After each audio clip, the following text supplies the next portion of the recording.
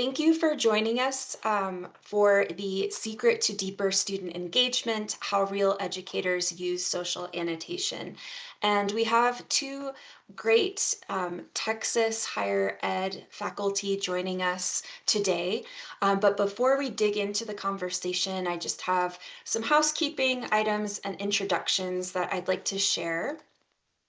So first of all, we don't have chat enabled for this webinar. We have a lot of people registered, and for me, it sometimes gets kind of hectic to try to save all of the questions in chat. So instead, if you do have a question or comment, feel free to use the Q&A section in the bottom navigation bar of Zoom. I'd also love to hear where you're joining us from. This is a kind of Texas specific webinar, but as I mentioned before, we're hoping that everyone is able to take away something useful here, particularly in the creative ways that our faculty who are joining us use social annotation. So we'd love to hear from you, and thanks again for joining us.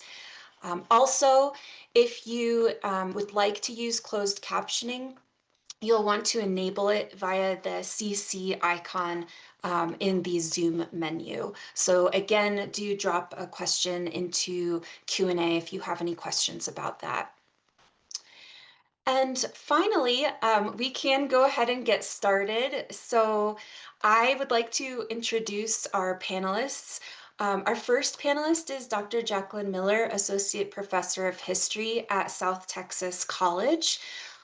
Joining us as well as Dr. Ann D. David, Professor of Teacher Education at the University of the Incarnate Word. And I am Jessica George. You may have seen me around. I'm the Customer Success Manager for the western part of North America, including Texas. So I'm really excited to facilitate this conversation, and I'm looking forward to audience questions as well. We're really thinking about this conversation as less of a demo, though I will briefly show you what social annotation looks like before we move into our questions, and more of a real-world conversation about kind of how these faculty hack social annotation and make it work for what they need for their classroom. So before we begin, I'd like to show you what hypothesis looks like on a text. So if there are any people who are unfamiliar with the tool and with social annotation, you can kind of orient yourself to this conversation. So you are probably familiar with this idea of annotation, marking up the physical copy of a text with questions and comments. And in years past, this has been pretty much an individual activity that we do on our own textbooks and our own paperback novels or whatever it might be. So what social annotation does is it moves that kind of work to the digital space and makes it possible for students and teachers to see those kinds of questions and comments together in social collaboration. So what you see here on your screen is a sample of a business case study that our sample instructor and students have marked up. On the top here is the hypothesis sidebar. So when Dr. David and Dr. Miller refer to annotations, this is what we're looking at. These annotation cards and then the threaded discussions that unfold from those annotations. We'll also be discussing tags and app mentions. We also are rolling out image annotation this summer. So we won't get too much into image annotation today, but if you are a current user, that's something to look forward to. So let me return to my slide deck here. And let's go ahead and jump into the conversation. I'm going to stop sharing my screen so we can really just see each other and talk to each other that way. So to start us off, and Jaclyn, I'll begin with you. Can you tell us a bit about your teaching context, what kind of courses you teach, and what led you to social annotation? Well, thank you. I appreciate that introduction, and I appreciate your inviting me here to do this.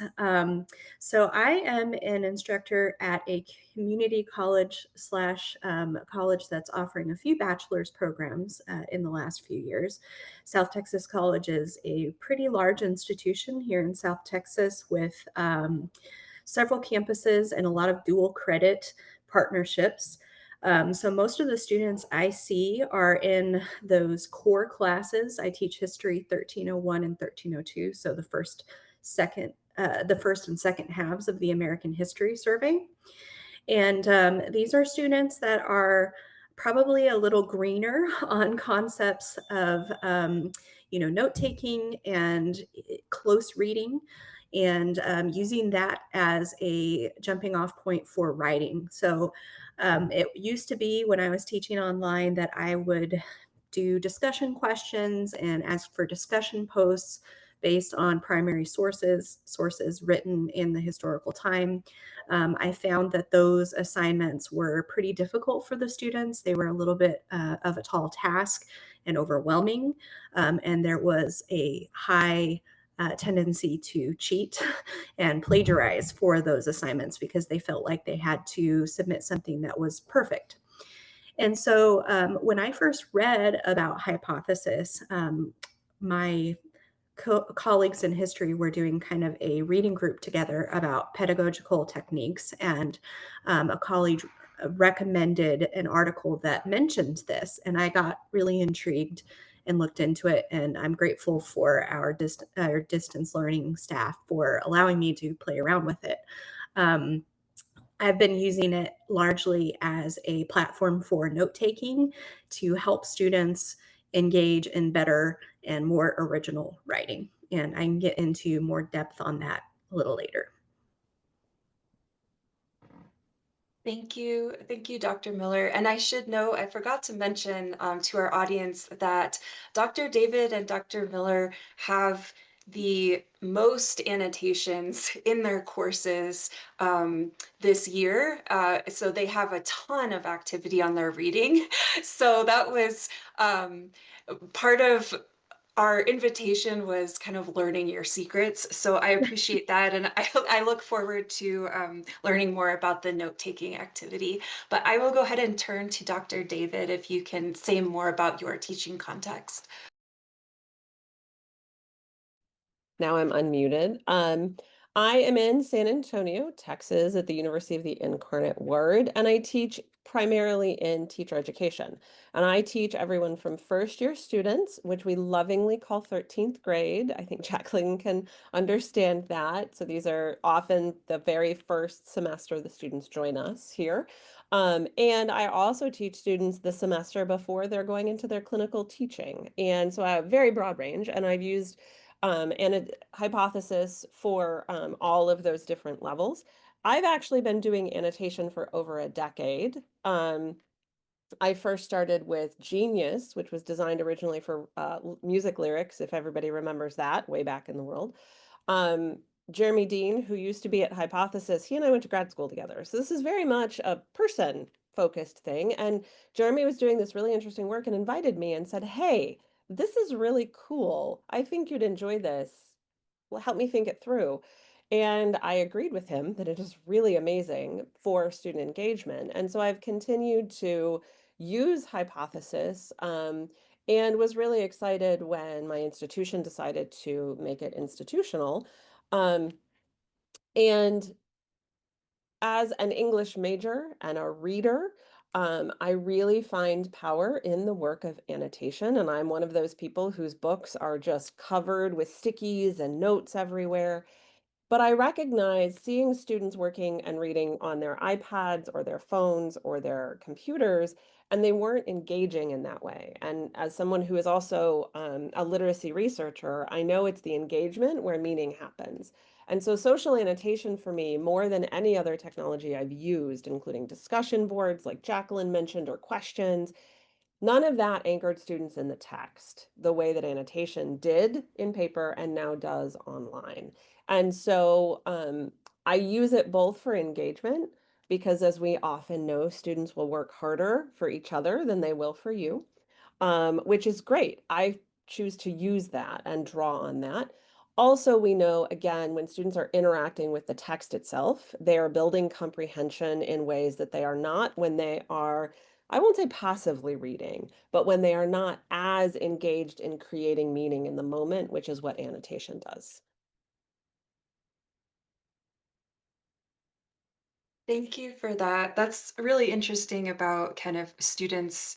I don't know that you would call it performing for each other, but kind of caring about the work that they're doing in front of each other, potentially a little bit more than for instructors.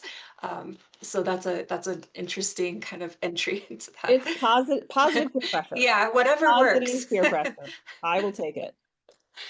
um, Great. And yeah, you're the second person that I've talked to in a couple months that referenced the Genius, Music Genius. I forget what it's called. So like the early adopters of annotation. Um, that's cool. All right, so I want to move into questions about implementation and practice. And Dr. Miller, I'll turn back to you. So I know that you have a unique approach to annotation, really kind of uh, using it for note taking. So I was wondering if you can say more about your current use of hypothesis in the classroom, and just kind of what that looks like and what those assignment structures look like for you. And yeah, you're muted. Sorry about that. That's like the classic Zoom faux pas. Um, so, like Dr. David mentioned, I think that annotation is an important part of active reading, moving from a passive learning experience to an active one. And in the case of a lot of our students, it really helps to actually get them to read in the first place.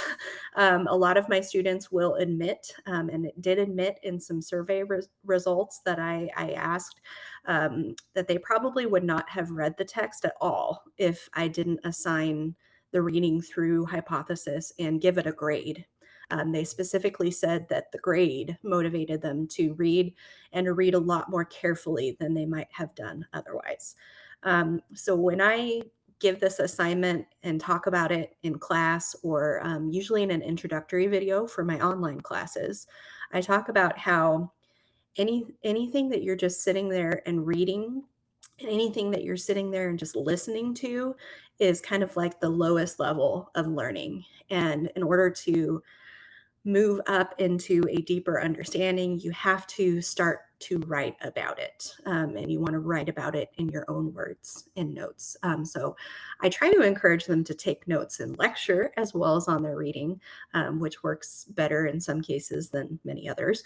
But, I tell them this is important for your understanding the material, especially in my case, primary sources that are a little harder to read than even a textbook because they're in kind of ancient styles or older styles of writing and speaking. Um, and I also tell them that, this is a really important basis on which to write because my hypothesis assignments are all geared toward an ultimate writing assignment, at least in my history 1301 and 1302 courses. I assign the readings. I give a group of primary sources, so different topics based on a unit of material. And I have the students self-select into which topic they want to write about. And then they go in and annotate a primary source, or as the class advances, maybe 2 or 3 primary sources. And then they translate from that into a writing assignment. And my writing assignments kind of scale up from simple summary all the way to a more formal analytical essay if the students can demonstrate the basics of each level of writing. So hypothesis has really helped with that, giving them that pre-reading step, kind of a participation grade en route to a harder and higher stakes writing grade. That's really helpful. I was wondering if you might talk more about the logistics. Do you use like one-to-one group settings in those kind of individual note taking, or everyone kind of doing their own note taking together? Everyone is on the same, massive group. And I teach them, you can isolate your comments so that you're just looking at your own, or you can Okay. toggle it to look at everybody's.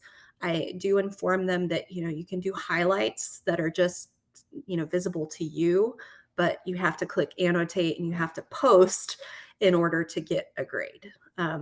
So I do kind of mention those different ways of doing it to them. But um, usually have at least 5 sections every semester. And so I try to minimize some of the settings changes like that. That would be pretty cumbersome.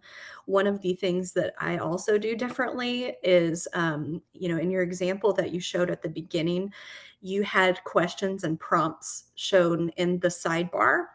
I did that the first time I used Hypothesis, but I found that I had to copy and paste all of those into other iterations of the same assignment. They don't carry through when you do a course copy or move from semester to semester.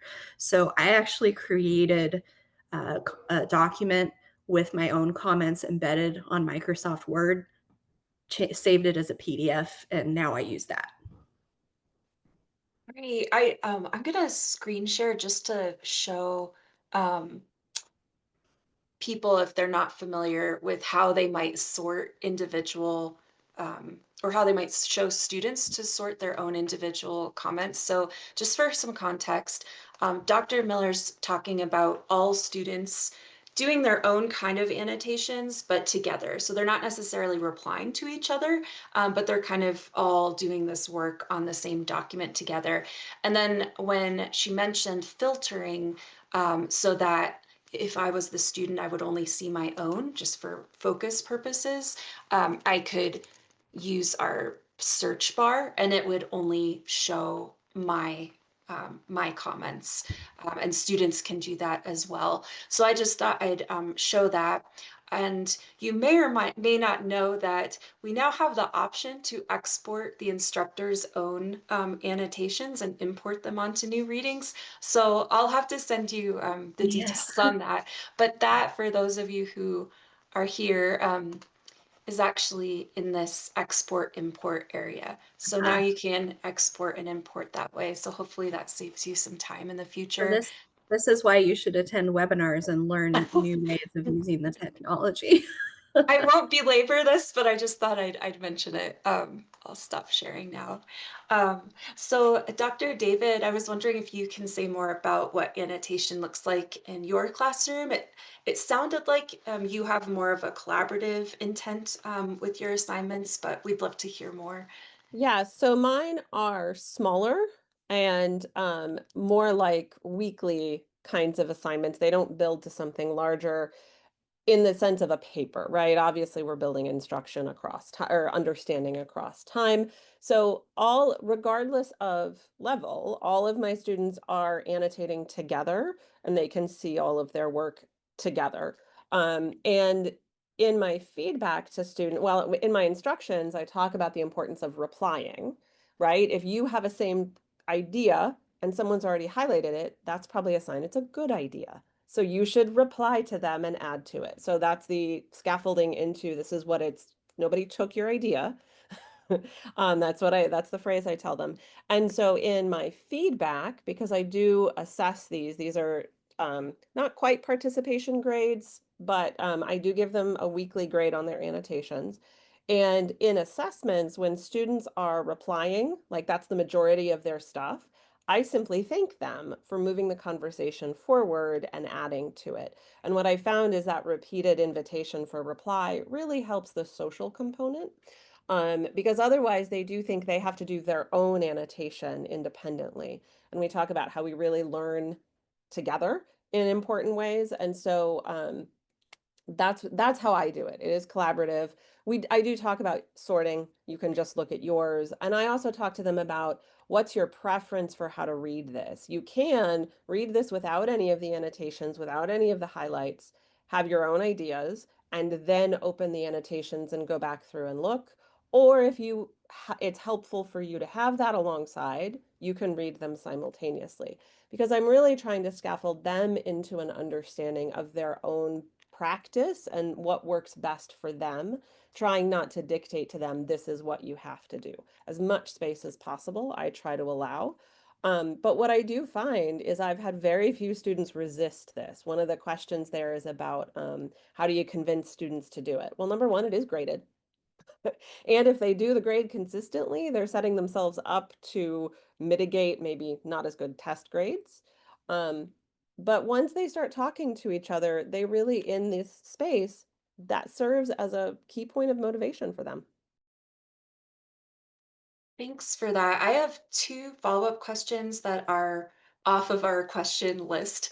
But I was curious about how long each of you leave the readings open. This has come up as a question in our current Hypothesis Academy. I have said loosely a week, but I'm curious if you do longer periods of time for collaborative reading or if you have a shorter time. And I'll start with you, Anne, and then I'll move to Jaclyn. Sure. So mine are designed as something that happens every week. And so they're open for a week, but I will also say, in terms of grading, I do allow students to make up the annotations. They only get half credit. So, but that's better than a zero. So I actually leave them open to for late completion. But they are expected to have them done when they walk into class. And these are readings for class discussion. The other thing I do is actually use annotations as an entry ticket. If you're familiar with that concept, it's the idea that they walk in having something done.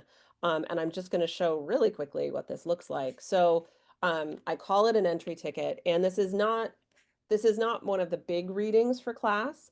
It supports concepts what they're reading in some of the other textbooks or articles. It's often much shorter. And I say to them, this is due like the minute after class starts. And then we actually spend the next 9 minutes in the document reading what people said, adding annotations. And that has a really, I mean, that really gets them also invested in it because I take just a little more class time. And what I've found is when I do this, students then get some of their initial ideas out really well. And then they follow up later. So you'll notice like this was January 23rd because she liked to get things done early. But then the conversation continued all the way through the 26th, which my guess would have been when class actually was. So like this comment happened during that section. So that's one of the ways that I manage this component. I hope that was a good answer.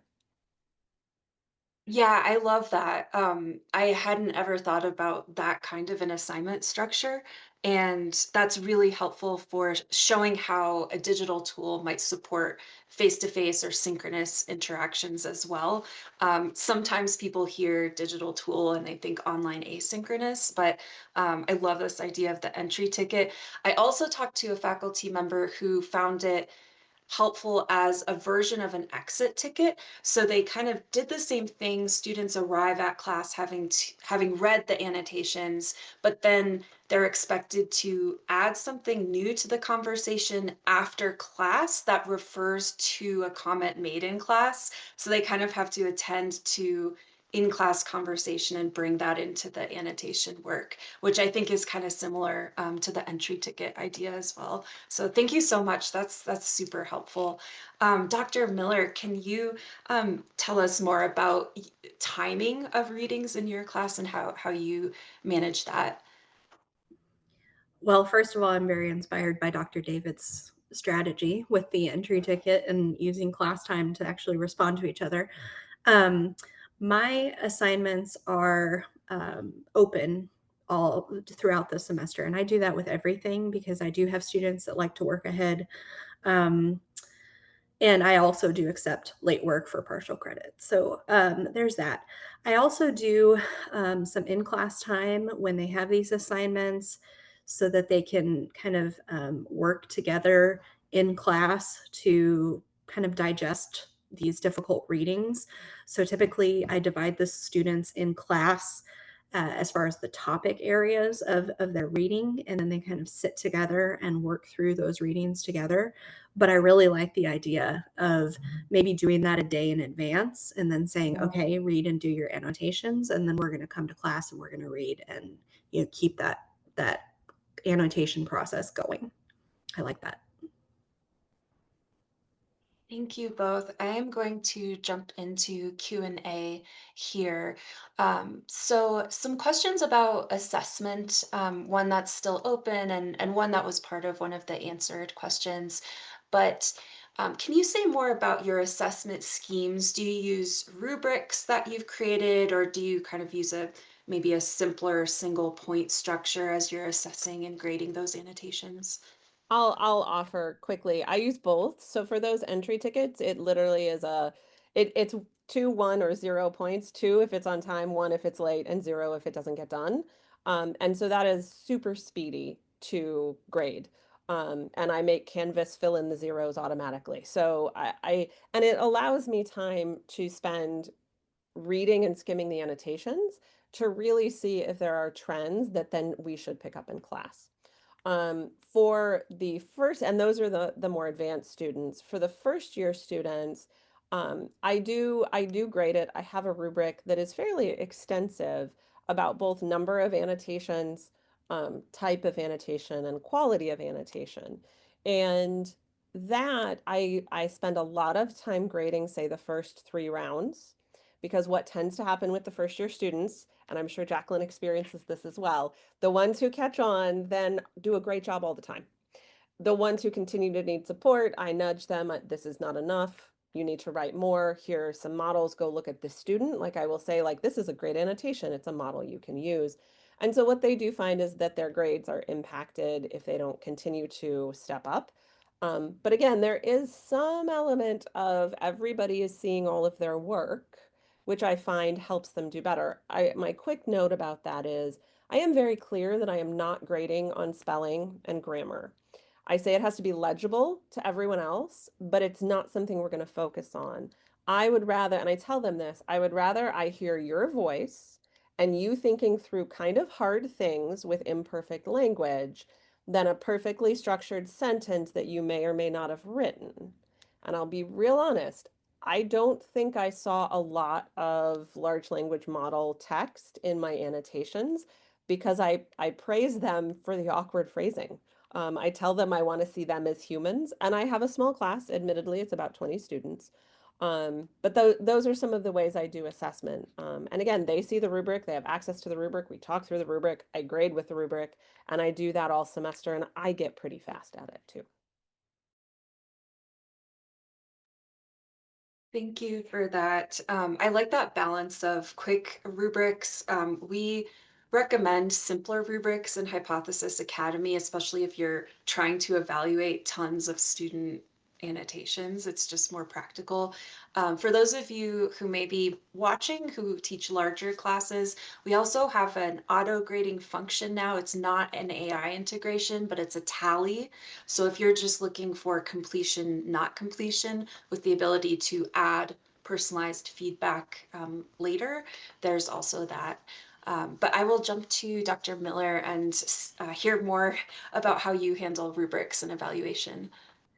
I don't know if it would be helpful to maybe share my screen and the first couple of pages of my assignment, because I don't really do a formal rubric, but I do give pretty extensive instructions on the types of annotations I'm looking for, from the basic kind of identifying and defining, through summarizing key ideas, through analyzing.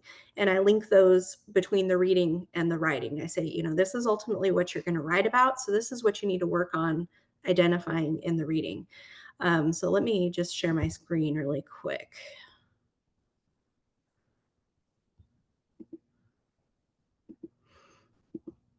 Okay, so at the very top of an assignment, I'm going to give kind of the objectives and an overview of what I'm wanting them to achieve with both the hypothesis and the writing.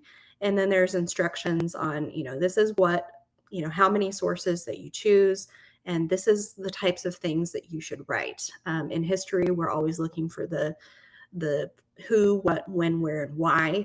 And so I explain, this is the type of questions you're looking for. I give some example questions down below in the guiding questions. I talk about substantive notes, responses, and like definitional notes as well. So I give them a pretty good idea.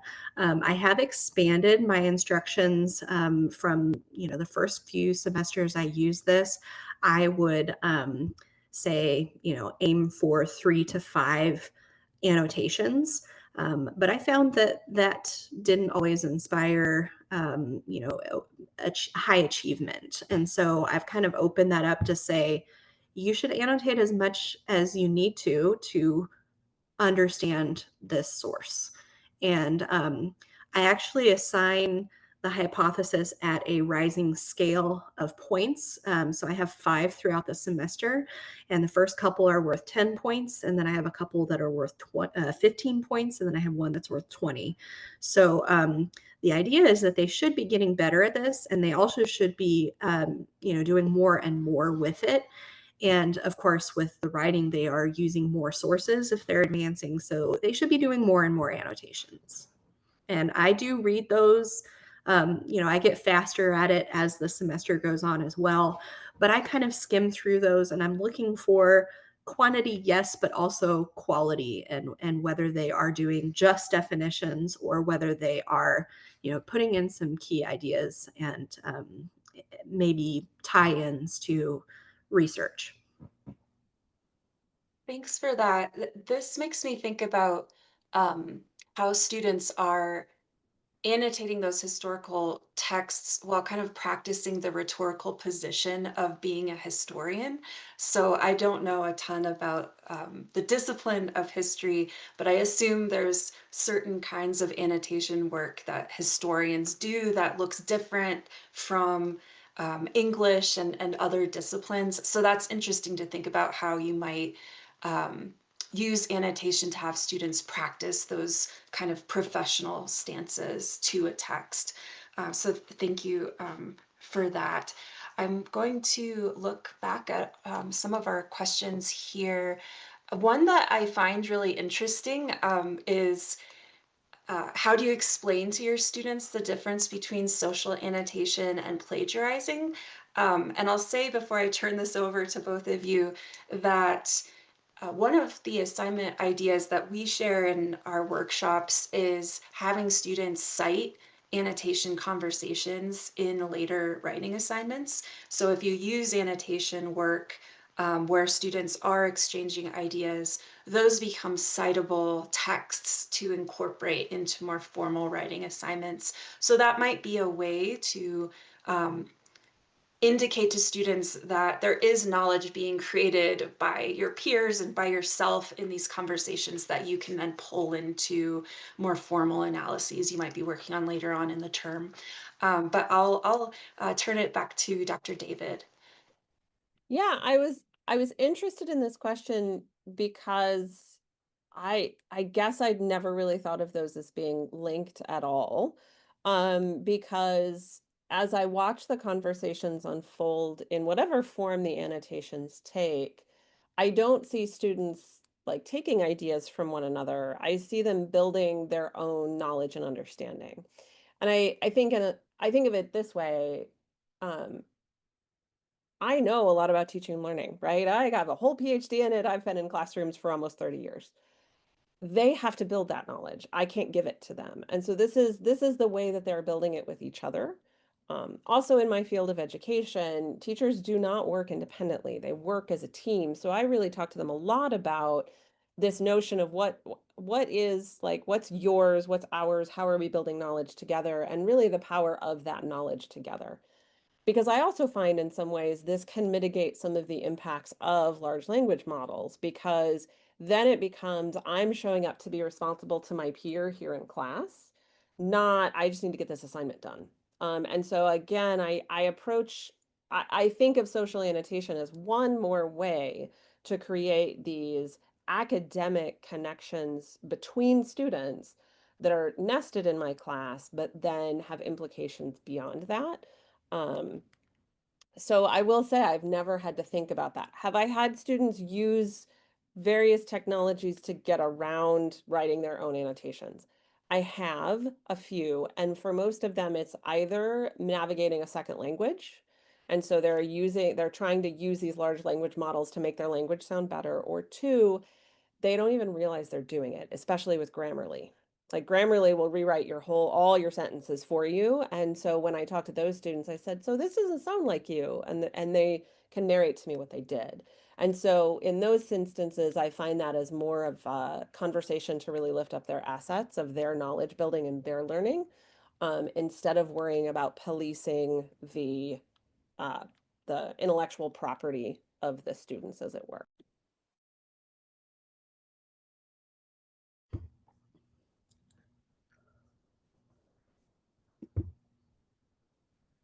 Okay, I'm not sure if I'm unmuted. You It are. was okay. It was saying I was muted, and I just clicked unmute. Um, so I don't really police it either on the hypothesis level, but I do use it as kind of a gauge for whether the writing that comes out of it is original or not. I tell the students that the more original work and quality work you do on hypothesis, the more I'm convinced that the outcome of your writing is original. And I think ultimately, if a student is using AI or online sources and copying things over into their hypothesis, that's going to show up in their writing because it becomes very clear that they don't actually understand it and don't know how to write themselves. So I think it is helpful. I have students that more deeply engage in the reading. They're reading and responding on the text, and they go back to those notes and they bring that into the writing. Now, are they perfect at citation? No, absolutely not. That's something that we're working on all the time. But I think, for the students that want to learn and are, willing to put in the effort, they start to realize the value of that preparation work, and it helps them do better. Thank you for that. Since we've alluded a little bit to like small reading groups, I'd like to address one of the questions in Q&A about, um, let's see, have you used the asynchronous collaboration aspect to give credit for attendance based on work done outside of class and not just for being present physically in class? And I think we can open this up to just maybe how and if you've ever used the small group function. So, for those of you who are watching, um, the tool works across Canvas, Blackboard, D2L, Moodle, Sakai, and I'm probably missing a few. But all of those LMSs have a group functionality where you can split students up into groups to do group traditional discussion boards. And some faculty find that feature helpful for supporting smaller reading groups in the annotation sidebar. If you have a ton of students, that can be handy. And also to support maybe some reading students are doing before they work together in small groups on complementary projects. That's one way to kind of incorporate social annotation alongside other kinds of group work. So I wanted to open this up to both of you about how you maybe use the tool in that way. And if not, that's totally fine, but love to hear more. I assign it for an assignment grade as opposed to attendance, so that doesn't really apply to me. And I don't teach asynchronously, and so don't have a lot of experience with it. What I will say though is I've talked to colleagues on campus who are teaching reading heavy asynchronous courses. And they use hypothesis because, much like Jaclyn talked about, it's really a way to reveal student thinking and understanding as it grows across time.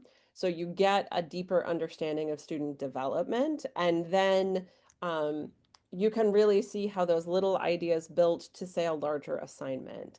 And I think that, and they can see it too. I have had students go back and look at early annotations and say, look what you were doing here. Now look at the level of annotation you're doing. But I don't use it for attendance purposes per se. That's just not something I have to do. Thanks for that. There's one question in Q&A that's open that I'll speak to. But again, if there are other questions that any of our audience members have, feel free to add those. So differences between hypothesis and web annotation versus track changes. This is a great question. A lot of faculty come to hypothesis social annotation via Google Docs or maybe Word Online, where they're having students do a form of annotation via the track changes that you can make with highlighting text and adding a bubble. So that's a version of web annotation, is that kind of Google Doc or OneDrive work that you might be having students do. I would say that the difference has to do with the integration in your LMS and the speed grader or your grade book. So the LMS app for Hypothesis has that, which makes grading a lot easier. You don't have to do that kind of manual work. The tool will sort all of the students' annotations so you can look at them quickly and assign a grade. And if it's not too much of an interruption, I thought I'd go ahead and share this, how it appears in Canvas and Blackboard, which is what our two faculty here use. Um, so as I'm grading demo students' annotations in Canvas Speed Grader, it's going to auto sort all of that student's annotations so I can quickly assign a grade. In Blackboard, it appears a bit differently. And this is true, this is what it would look like in D2L and Moodle as well. A grade bar appears that will also sort students' annotations, and you can assign a grade that way.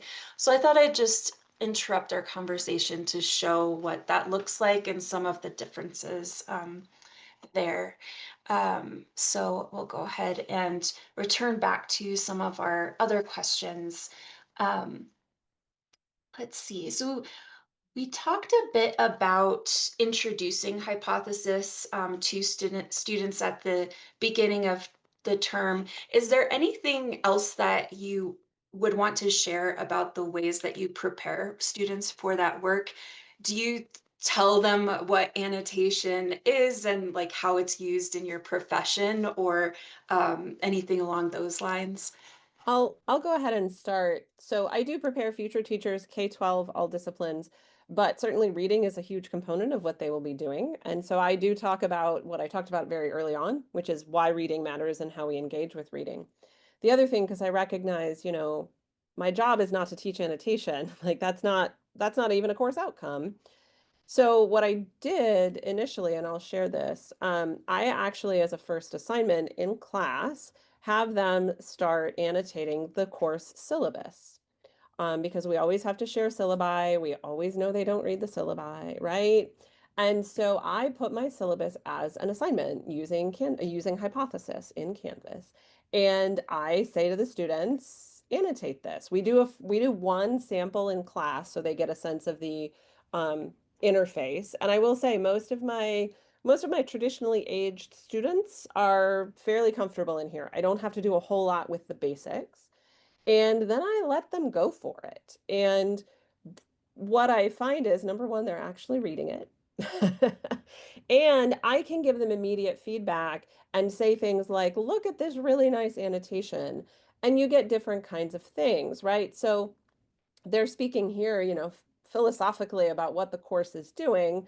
And then someone asked about how do you get them to say more? This was literally the first or second day of class, so I haven't done a lot of modeling. But like two of these two responses here do a really nice job of building on one another. So I can highlight these very low risk examples of high quality responses. So when I model, I try to use student examples to the extent I can. And so, but then this also let them ask some really like practical questions. There's there's a note about going into classrooms, and so somebody's like, "Wait, are we going to go into class? And what does that look like? I didn't think to ask that question," and I could respond. So I use this as a way to cover my syllabus, make sure I know they're reading it, and model and practice the annotation work. And it works really well to layer in that way. And they do get a completion grade for it, so everybody feels good about starting with 100%.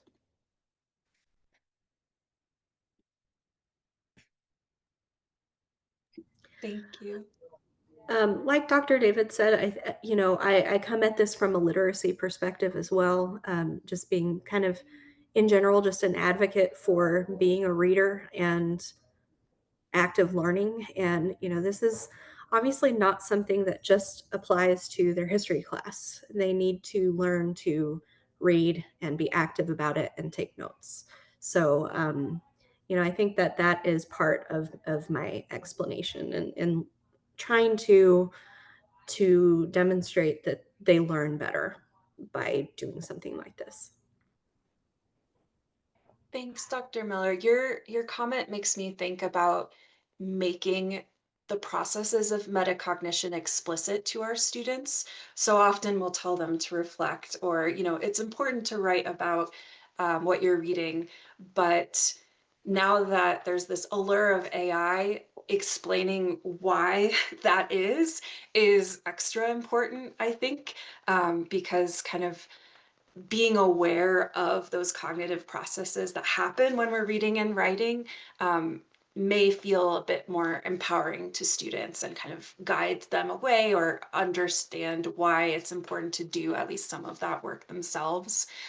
So I really appreciate that.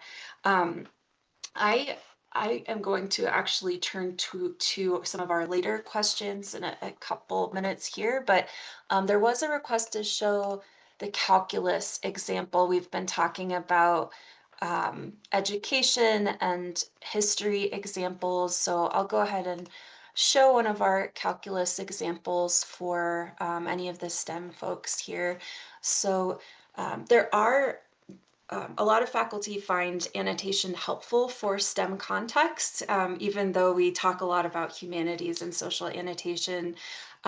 There is a great case study on our site done with Ohio State pharmacy students, kind of in the similar vein of what we mentioned with Dr. Miller earlier about students taking on a particular um, rhetorical stance within the profession of pharmacy and kind of being able to practice and see themselves as STEM practitioners later on. And there's a study that explores this idea of a science identity and how social annotation can support that. So you might be interested in that as well.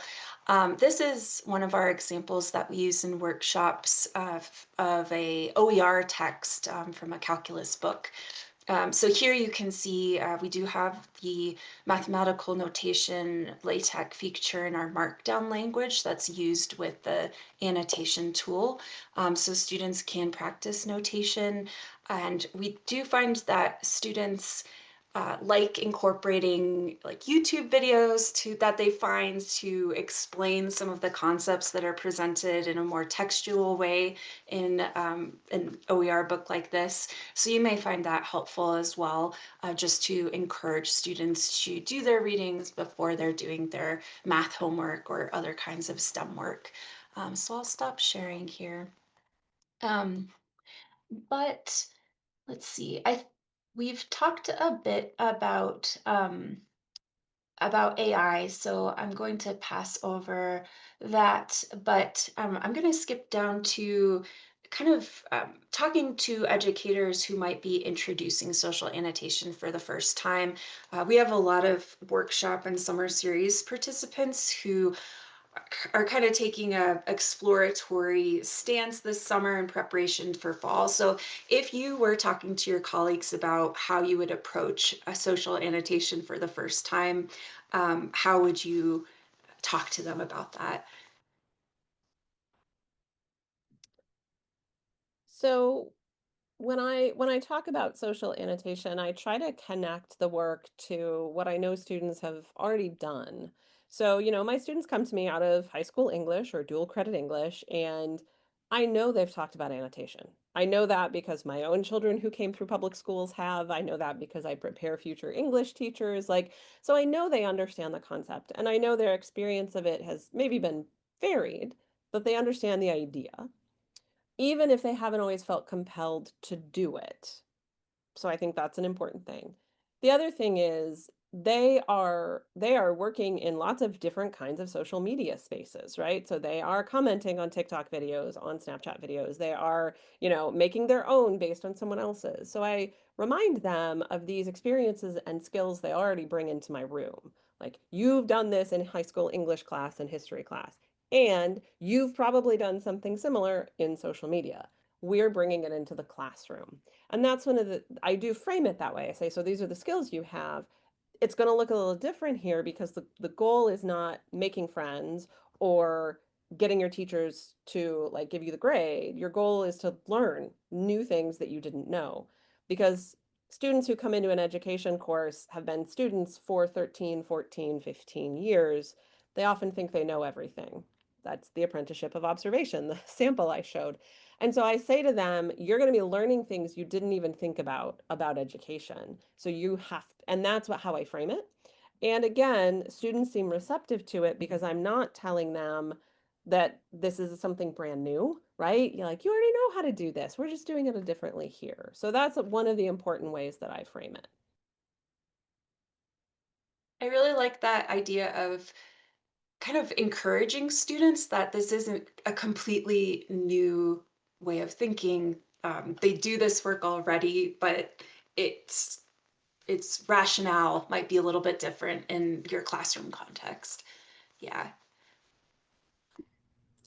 I would just add, that's a really great idea of framing it. I think that the faculty at my college would be very interested in the fact that this allows for the communication of open source texts and texts from, maybe different readings. I'm actually incorporating this into my higher level class for the first time this summer. I teach students who are second year history students that are on the point of transferring to a university. And I'm going to use it with articles or chapters from books that I've pulled from different genres of history, or topics about careers. And so it allows me to create an open access class where they don't have to purchase a textbook. And then it also allows me to, assess that they're actually reading and engaging with the material. So I think that that appeal would be helpful with my college. Thanks, Dr. Miller. That's a really good thing to remind us of is there's great OER material out there as we're trying to move to zero textbook cost for students. But even then, even if you have this great text, students might still be avoidant to reading the great text that you're providing. So this can support them in reading those and interacting with those kinds of textbooks. I wanted to address one of the remaining comments in Q&A about this idea of kind of annotation allowing students to create a record of their first pass of a reading. So new and current users alike may not be aware that students have a notebook where they can access all of their annotations across courses and assignments. So this is pretty cool because they can go back and see kind of in a streamlined way the comments they've made across readings for a course, or just kind of an archive of their work that semester, which is speaking to that idea of creating kind of a record of your first interactions and then how they build and change over time. So I thought I would just mention that in response to the Q&A that is open currently. We're going to go ahead and wrap up. But I wanted to give each of you kind of a last comment. So, are there any things that any kind of strategies you're looking forward to using in your next classes, or maybe things are going great and you're just looking forward to continuing what you're already doing. But I'd love to know more about your future plans. I'll jump in here. I was really inspired by Dr. David and your ideas of using it more actively in class and, doing a more advanced work and then response work and that. So I think that that's something that I will work on exploring more. Yeah, and I appreciate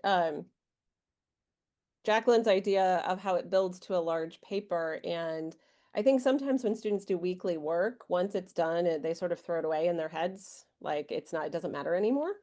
And so as I teach them, their big assignment is a philosophy of education, which let me tell you, you can feed into an LLM and get lots of pretty answers. So what I'm thinking about doing also based on what Jessica said is having them go back and read their own annotations in these different chapters and different readings and really cull ideas and say like, what have you already talked about? You look at what you wrote and what is your philosophy to show them that record and then really have them think about how much they've grown. So that's a way I'm thinking about it for the fall. Awesome. Thank you so much. And I'm just trying to answer a couple of the questions in QA that we won't be able to get to here. But I'll go ahead and share my screen one more time just to point people to some other resources they might be interested as maybe they think about social annotation. So, oh, these are Jaclyn, your slides, so I'll jump over here. So I just wanted to say thank you everyone for attending, and thank you Dr. David and Dr. Miller for your great insight. If there's anyone who's attending who is interested in learning more about specific targeted concepts, feel free to check out our partner workshop page. We have a lot of different sessions happening this summer. These are free to you as a faculty member. And I think Dr. David showed an example of annotating a syllabus or a course document. So you might check out our Annotate Your Syllabus webinar at the beginning of the fall term. So feel free to use this QR code, or if you just Google Hypothesis Social Annotation Workshops, it should bring you to our workshop page. Um, and then a few just notes. There were questions about pricing and adoption. So we do have different pricing options if you're interested in that, or our Kickstart promotion. So feel free to use this QR if you're interested in getting started. But other than that, thank you so much for attending. Thank you, Dr. David and Dr. Miller, for your great insights. And I look forward to future discussions. So we'll go ahead and wrap things up here. Thanks, everyone.